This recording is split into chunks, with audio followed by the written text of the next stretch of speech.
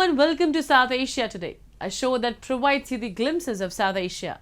I am your host Shivangi Mishra. Let's begin with the headlines first. Taliban bans on women leaves Afghan teacher devastated.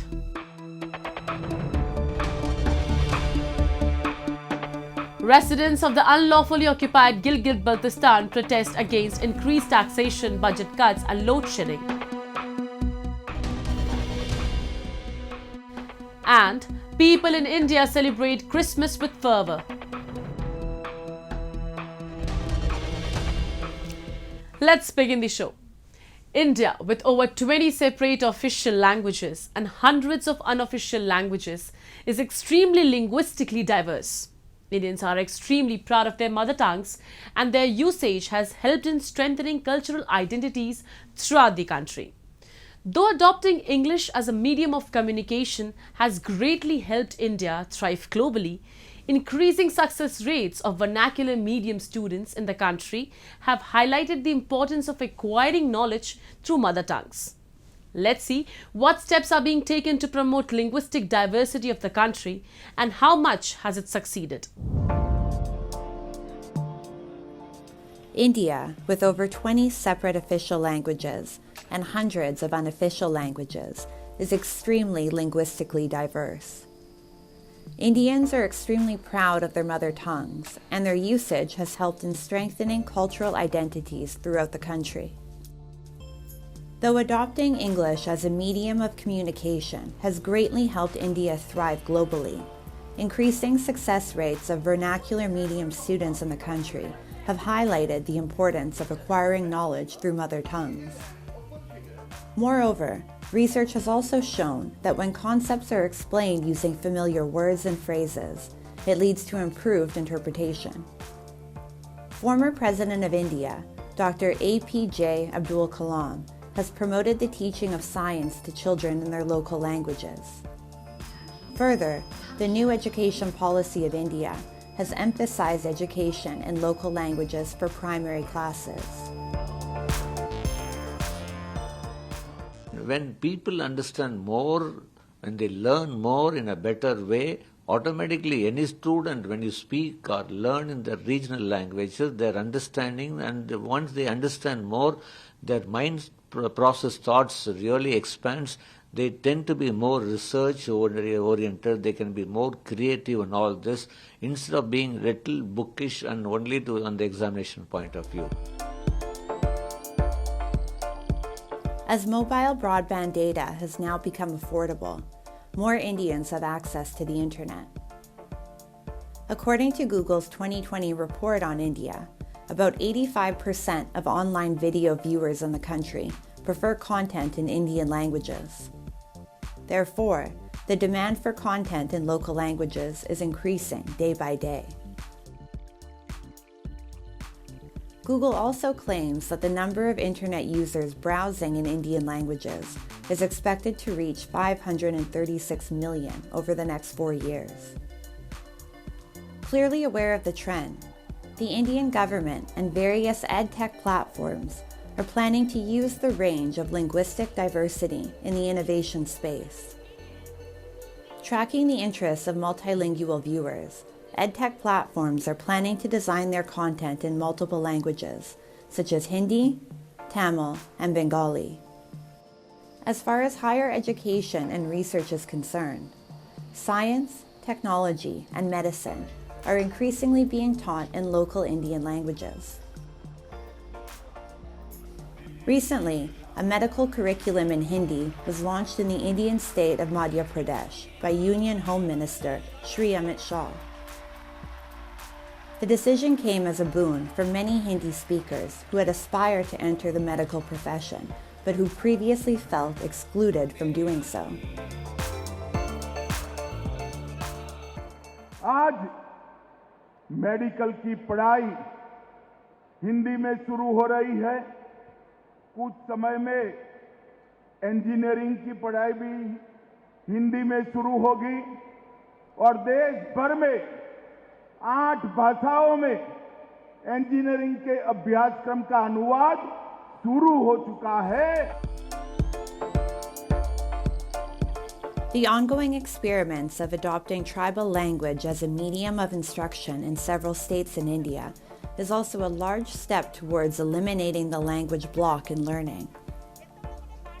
The new India believes that language should not be a barrier, but instead a facilitator in acquiring knowledge.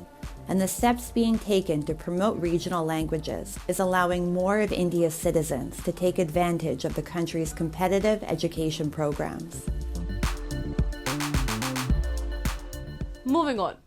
The Taliban took over Afghanistan in August 2021 and has imposed policies severely restricting basic rights, particularly those of women and girls.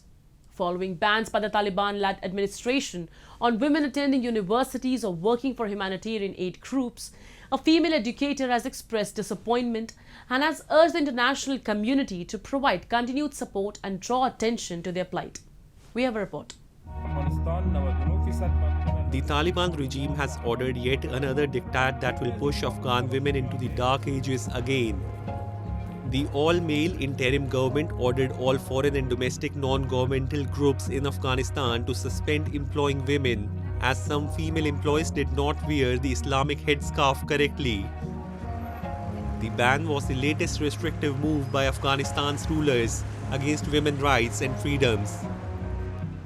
In the latest, Bakshi, a female educator in Afghanistan, said that she was disappointed following bans by the Taliban-led administration on women attending universities or working for humanitarian aid groups. Afghanistan's Taliban-run Higher Education Ministry on December 20 suspended access to universities by female students until further notice, a move which has drawn strong condemnation from the US, Britain and the United Nations. متاسف هستم که طی امری که از طرف امارت اسلامی داده شده من بعد دیگر هیچ خانمی نمیتونه حاضر به بالاخره وظایف خود شوند و به عنوان یک بخشی از اجتماع بتونن فعالیت‌های اجتماعی خود را انجام بدن و این واقعا یکی از حالت‌هایی است که ناامید کننده هست. امروز زن افغان دیگر هیچ جایگاهی در اجتماع افغانی نداره. It said the move was justified because some women had not adhered to the Taliban's interpretation of the Islamic dress code for women. Bakshi pleaded on the international community to keep aiding them and raising awareness of their plight. زنان افغانستان فراموش نکنین. زنان افغانستان بالاخره قشر نیستن که یک بار دیگه محکوم به محدودیت شوند، یک بار دیگه محکوم به زندانی بودن شوند، یک بار دیگه محکوم به اذیت بردن شوند. وقتی داد از حقوق بشر، حقوق زن میزنین، واقعا حمایت بکنید و زنان افغان را به باد فراموشی نسپارید. Taliban decrees prohibit women from traveling unless accompanied by a male relative and require women's faces to be covered in public, including women's TV newscasters. No foreign government has so far recognized the Taliban's regime in Afghanistan. Due to sanctions that have significantly impeded banking, business and development and increased insecurity, poverty and isolation, the nation's assets have remained frozen. Taliban government should understand that a country can't survive in the 21st century by pursuing a retrogressive and ultra-conservative approach. The eventual outcome of suppressing the freedom and creativity of women will be the erosion of the Afghan society. In turn, the wrong message will be delivered to the world that the Afghan people are socially backward and can never live a normal life.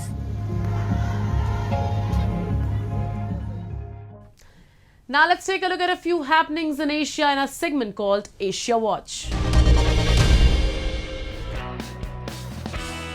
A boat carrying 185 Rohingya refugees has reached the shores of Aceh, Indonesia, one day after another boat of other 57 Rohingyas reached the province after spending nearly a month adrift at sea. Two other boats carrying a total of 230 Rohingya landed in Aceh last month, while Sri Lanka's Navy has rescued 104 Rohingya this month. The number of Rohingya leaving Bangladesh in boats this year has jumped more than five-fold from a year earlier to nearly 2,400, rights group estimate. It is not clear if the lifting of COVID restrictions in Southeast Asia, a favored destination, has led to the rush of people. Nearly 1 million Rohingya from Myanmar are living in crowded facilities in Muslim-majority Bangladesh, including tens of thousands who fled their home country after its military conducted a deadly crackdown in 2017.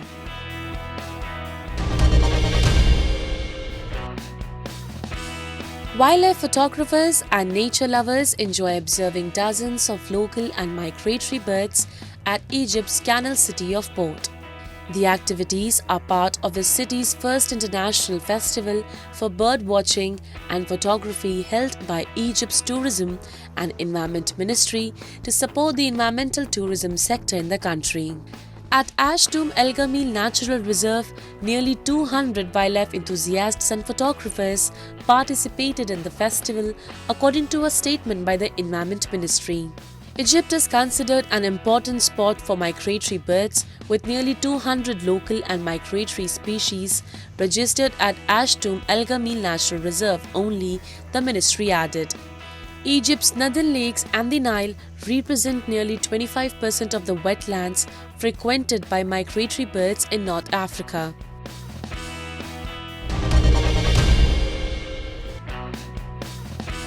After the long pandemic halt, Japanese firm All Nippon Airways have resumed business.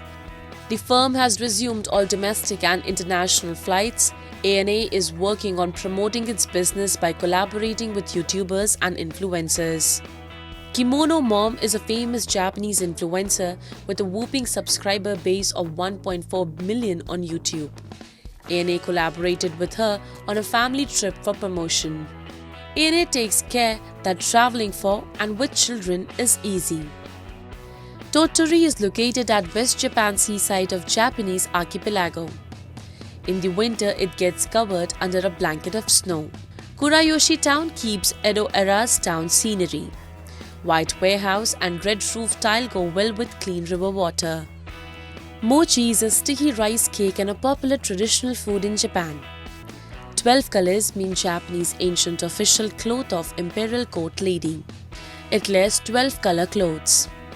Fresh crab is a quite popular seafood specialty in Japan. Tottori provides matsuba crab.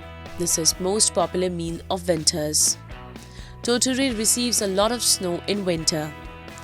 Blizzard experienced Tottori sand dune.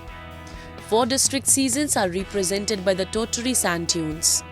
Every season brings tourist satisfaction. ANA continues to develop aggressive promotion strategies like collaborating with famous influencers and personalities. It is through continuous efforts like these that ANA is on the upward slope of development.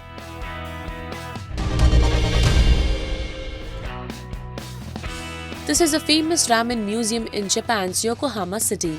Established in the year 1994, it exhibits the history and evolution of ramen. Ramen noodles have always played an important role in boosting tourism in Yokohama. Ramen noodles were invented as a fusion meal of Japan and China after Japan became an open economy in 1859. Later, different versions of ramen started originating in different areas of Japan. There is a strong bond between ramen and Yokohama. After 1899, when Japanese authorities barred foreign settlements, authorities recommended the Chinese to become chefs. This accelerated ramen culture in Japan. 1910, first ramen expertise restaurant Rai Rai Ken launched.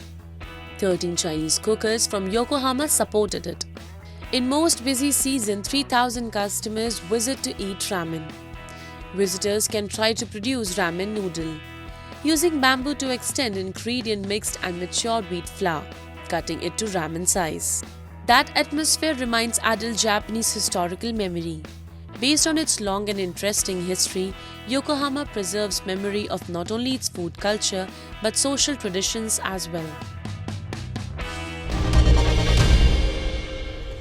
Almost every sector of Gilgit-Baltistan, which is unlawfully occupied by Pakistan, lies in ruins as a result of decades of Islamabad's misrule. The inhabitants of Gilgit-Baltistan are compelled to protest because they are left with no choice but to face the extreme weather without basic necessities. the local indigenous population is struggling as a result of illegitimate taxation, budget cuts, an erratic supply of food grains, and an ongoing load shedding. For more than 7 decades, residents of Gilgit-Baltistan have lived in their own land as second-class citizens. The reason is genuine. Along with misgoverning the area, Pakistan and its proxies also make sure that its residents are not treated with even the barest forms of decency.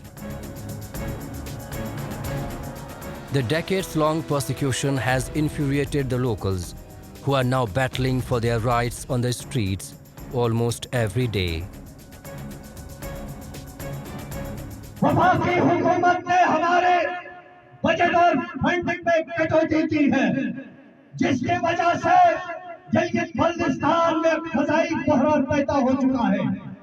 22 घंटे की load shedding है। अगर हल नहीं हुआ तो हम आवाम में जाकर आबादी एक्शन कमेटी के साथ शामिल होकर तहरीक का हिस्सा बनेंगे। जब जासीर वाले उठ खड़े हुए तो वजीर आला को समझ में आ गया कि अगर मैं आवाम की नुमाइंदगी नहीं करूंगा, आवाम की हुकूक की बात नहीं करूंगा, तो इख्तिदार से उतार कर दम लेंगे।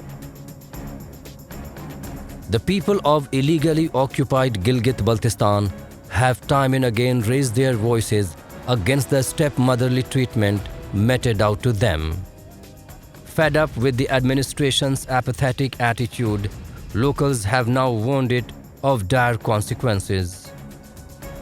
कि हमने असेंबली में ये किया है, असेंबली में वो किया है, लेकिन हमें उसका आउटपुट नजर नहीं आता है। अगर वो किया था, ये किया था, तो आज अवाम इस सर्दी में सरापे एहतजाज क्यों है?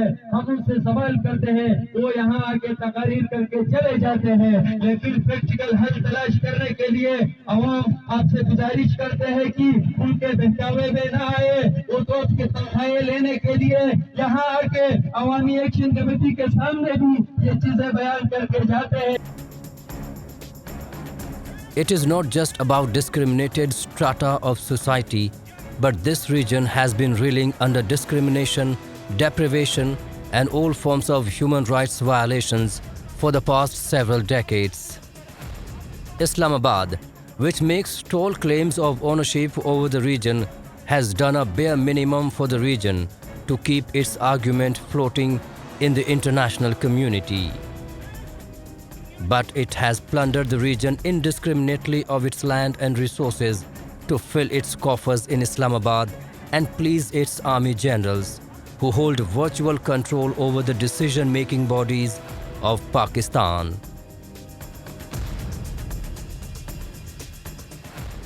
Moving on to the cultural section of the show. India is a diverse, multi-ethnic country where the people of all faiths celebrate their festivals and cultures. Recently, the country has been immersed in this year's Christmas festivities. To commemorate the birth of Jesus Christ, the festival was observed with great pomp and splendor. Have a look. Churches were decked up with beautiful lights and carols energized the whole atmosphere as the country stood festooned in the special colors of Christmas. Days before the festival, markets were packed with variety of wreaths, banners, stockings, Christmas trees, colored baubles, fairy lights, stars, Santa Claus hats, and many more decorative items. Fondly called the season of gifts, people flocked the marketplaces to do shopping for their loved ones. This year, the festival was celebrated in its full glory after the 2-year pandemic break, with markets buzzing with people. Excuse me, please. We enjoyed a lot, and the decorations are really good, and we did not expect this actually. We are coming from KK Nagar. Last time we wanted to come, but unfortunately due to COVID we could not come. But this time, thankfully, God's grace, we were able to come here. Christmas is the time for merrymaking, when people get together to spend quality time with their family and exchange gifts. To mark the festival, churches all over the country held a special midnight mass, which was mostly attended by people of the Christian community. Men and women decked up in new clothes took part in the mass prayer session and sung choirs in praise of Jesus Christ. Jesus Christ has come into the world to save the sinners. Our God is a savior, like a small baby born in the world. He lived as a man, he died for the sins, he gave the salvation. This is the Christmas. Christ means is the savior. Mass means worshipping the Lord. And when you participate in all these events, you feel more joy, you feel more happiness. And this will last not only for this Sunday, but you can remember it till the next Christmas. So this happiness will go on for the 1 year. To pump up the Christmas spirit, cake exhibitions were also organized across different cities of the country. The exhibitions featured dozens of cakes that were based on a wide variety of themes like mythology, Ashoka's pillar, a train engine and others as well. At Puducherry's Zuka Bakery, pastry chefs curated a giant genie chocolate statue to mark the festival. Visitors were delighted to see such creativity and were happy to be a part of the exhibition after a long break amid the pandemic. We have come here for the cake show and we have brought our cakes. Today they had holiday as well and they are enjoying and it's tremendous, it's beautiful. Everyone should come and watch this cake show and the efforts is really, we can see that efforts and how beautiful it has been done. A marvelous one. I have visited when I was a kid. I did not get time, but this time I have heard a lot of it and I have read in the news also, especially the train ones, a big cake which the kids are enjoying. So yeah, the kids will enjoy. Observed as a religious and cultural celebration among billions of people around the world, Christmas is an annual festival that commemorates the birth of Jesus Christ. As the festival comes to an end with the new year, it leaves people with several memories to cherish throughout their life.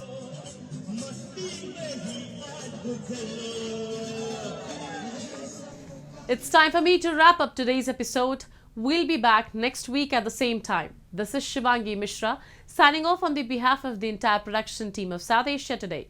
Goodbye and take care.